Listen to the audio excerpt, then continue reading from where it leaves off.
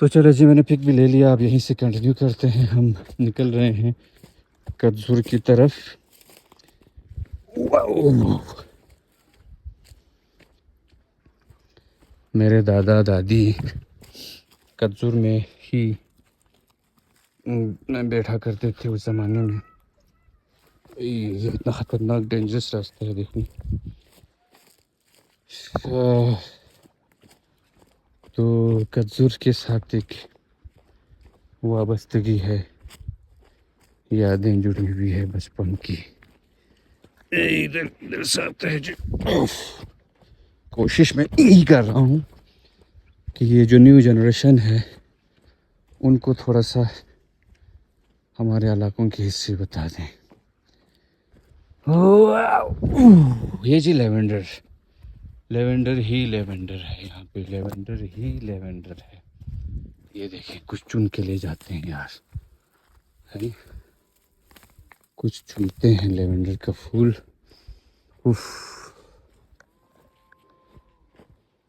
مال مویشی ابھی بھی ہے، لوگ پالتے ہیں تھوڑا بہت، لیکن آج سے 80 سال 100 سال 60 سال بھی آپ بیک چلے جائیں تو لوگوں کی پوری لائف انہی پہ نربھر تھی.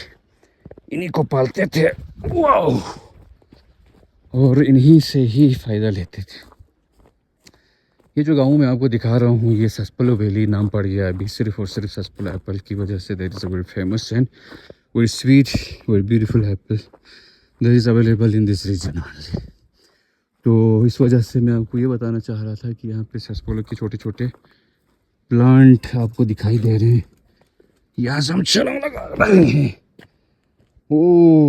اگر یہاں سے نیچے گر گیا تو پھر آپ پہنچیں گے نیچے کھائی میں. بہرحال یہ ہے جی کدزور. ہم پہنچ گئے ہیں. کدزور کیوں کہا جاتا ہے کدپا ایکچولی ایک ایسے ڈینجرس جگہ کو کہا جاتا ہے بلتی زبان میں جو کسی ٹیلے کے اوپر بہت ہی خطرناک ٹیلا ہو اور وہ ڈینجرس ہو اور وہ کٹنے کے تیار ہو، تو وہ یہ ہے. اور اسی کے اوپر ہی یہ گاؤں اور یہ گھر بنا ہوا ہے سارے. اس وجہ سے اس کو کدزور کہا جاتا ہے، یعنی کہ بالکل ہی سرے پر ٹیلے کے سرے پر موجود ہونے والا گاؤں. ٹھیک ہو گیا. محلے کے چھوٹی چھوٹی گلیاں ہیں.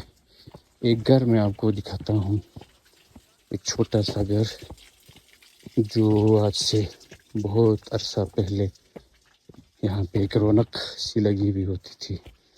بہت سارے لوگ، لیکن یہاں بھی کوئی بھی نہیں ہے. سنسان پڑے. nobody here. یہاں پہ وہ لوگ بزرگ جن سے ہماری الگ سلیگ ہوتی تھی، دادا تھا دادی تھی، بہت سارے بزرگ اس چھت پہ بیٹھا کرتے تھے.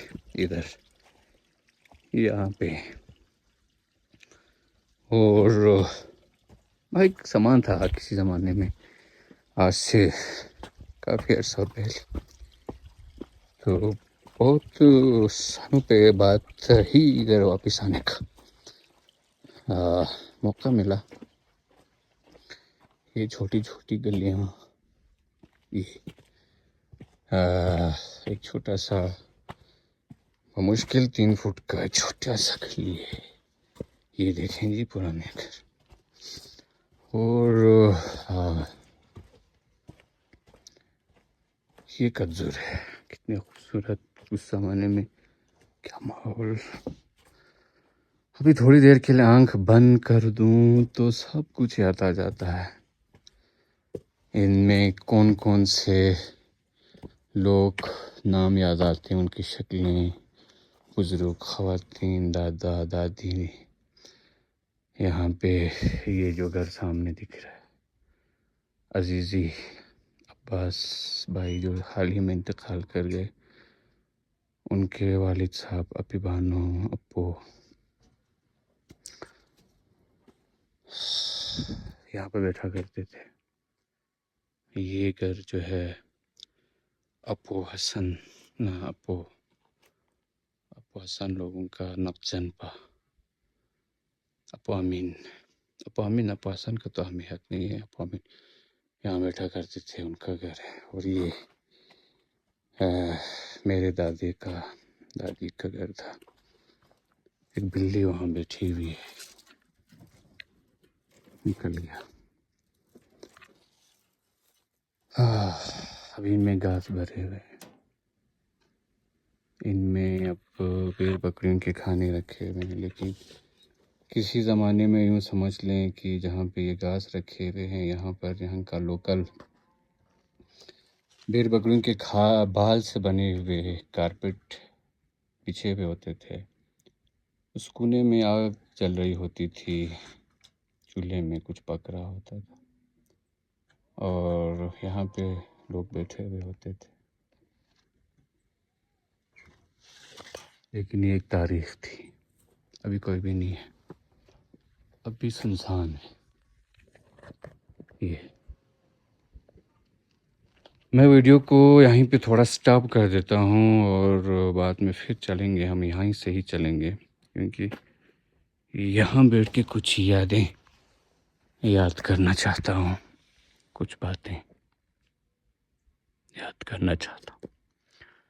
لائف کتنی چھوٹی ہے، کبھی ایسا لگتا ہے، کبھی لگتا ہے لائف اتنی لمبی ہے. کتنے لوگ گزر گئے، کتنے لوگ آئے، کتنے لوگ گئے. یہ گلیاں بھر کے لوگ انتقال کر گئے، کوئی نہیں رہا. تھوڑی دیر کے لیے آنکھ بند کر دوں اور سوچوں تو یہ گلیاں، یہ ٹیرس، یہ جگہ فل آف کراؤڈ سے نظر آتے ہیں جو آج سے 25 30 40 سال پہلے بھرے ہوئے ہوتے تھے. خوشگپیوں میں مصروف لوگ اور دنیا سے بے خبر. کوئی انٹرنیٹ نہیں، کوئی فون نہیں، کوئی روڈ نہیں، کوئی گاڑی نہیں، کسی سے کوئی راستہ نہیں، کوئی واسطہ نہیں، کوئی لین نہیں، کوئی دین نہیں. نہ کسی کو پیسے کا فکر. سب کو یہی فکر کہ کھیت میں کتنا فصل آیا، اس سال کتنا آئے گا، کھاد کتنا بن چکا ہے، کھاد پورا ہوگا نہیں ہوگا، جانور کتنے آئے کتنے نہیں آئے، کتنے درندوں نے کھایا، کتنے گم ہو گئے. درخت کون کون سے کٹیں گے. سردیوں کے لیے پانی بندوبست تو کرنا پڑنا تھا. تو کس درخت نے کٹنا ہے، کس درخت نے نہیں کٹنا ہے. کتنے پھل آئے، کتنے خشک ہوئے پھل، کتنے اناج آئے. اگلے سال کے لیے پورا ہوگا یا نہیں ہوگا، انہیں فکروں میں ہوا کرتے تھے.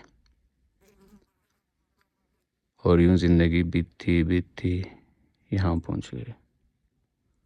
آج کل سب کو سٹیٹس چاہیے، پیسہ چاہیے، دولت چاہیے، جائیداد چاہیے. اسی دوڑ میں لگے ہوئے ہیں. سب کی اپنی اپنی دوڑ ہے، سب کی اپنی اپنی دوڑ ہے. اس دوڑ میں کوئی جیتتا ہے، کوئی ہارتا ہے، لیکن زندگی ہے، چلتا رہتا ہے.